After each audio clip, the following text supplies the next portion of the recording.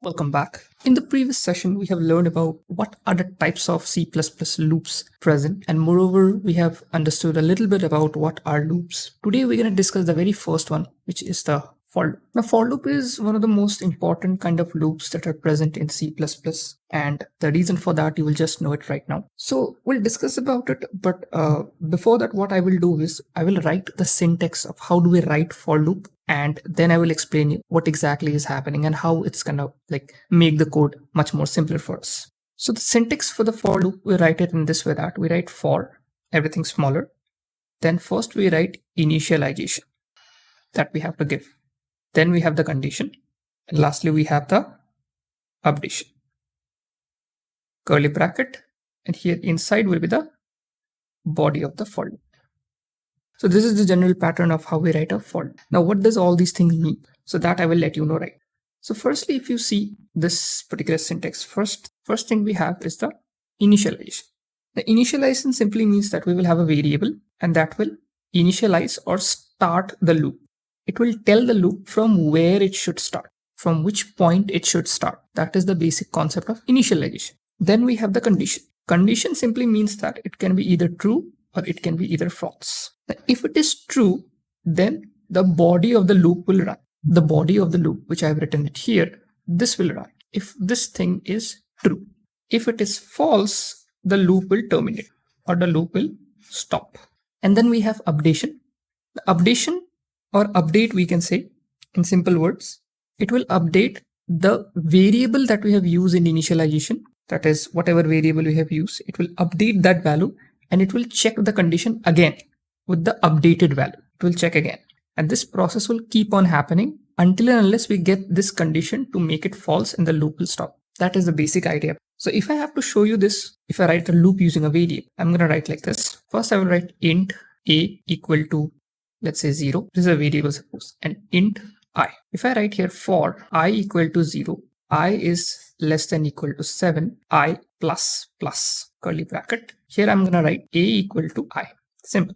Now what does it mean? See over here. I have an initialization. This is the initialization. So see, I'm starting the I with 0. It is starting from the very first number, 0. Now see the condition over here. I should be less than equal to 7. That means this loop will run until and unless the I becomes greater than 7. Once it has greater than 7, the loop will terminate or the loop will stop. So that is the condition. So, and then I plus plus simply means that I equal to I plus 1. That means I'm increasing the I by 1 time. So now I is 0. Once it has run, this will happen. Then I again will become 1. Again, it will check, is 1 less than equal to 7? It is not equal to, but it is less than. So this is true. Again, this will happen. Again, it will come back. I has again been updated. Now I will become 2.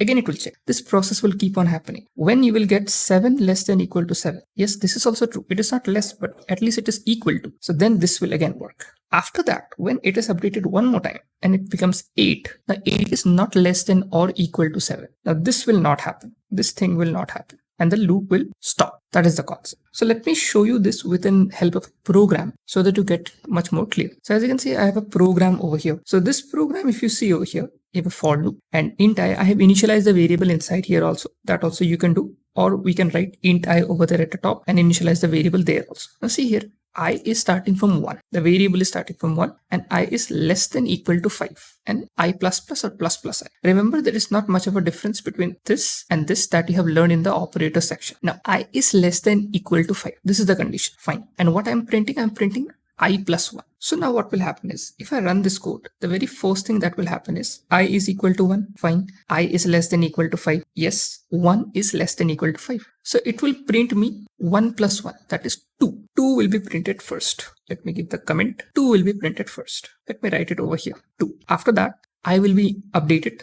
That is, it is increasing. Now I has become 2. 2 is less than 5. Yes, it is. 2 plus 1, 3. It will keep on doing that until and unless we get here 6. So it will print till 5. And that means 5 plus 1 will be 6. So that means it will print 2, 3, 4, 5, 6. Let's run the code and check. So as you can see, 2, 3, 4, 5, 6. So it's very simple to understand. You just have to know that this is initialization. That is where the loop is starting. This is the condition. That means this loop will run until and unless this condition becomes false. And this is the updation. It can be positive, negative, multiply, divide, anything it can. But we are updating it. Updating means It is not necessary that it will be always plus. It can be minus also. Somebody can write over there I minus minus, somebody can write I divide, something, anything it can write. There is no condition that you have to put plus over there. It's not like that. You can put anything. We're just updating the I value, however we prefer it. And that is the reason it is printing. So that is the concept of for loop. I have shown you a very simple one. In the coming classes, you will get much more advanced for loops. There you will get the idea about how for loop.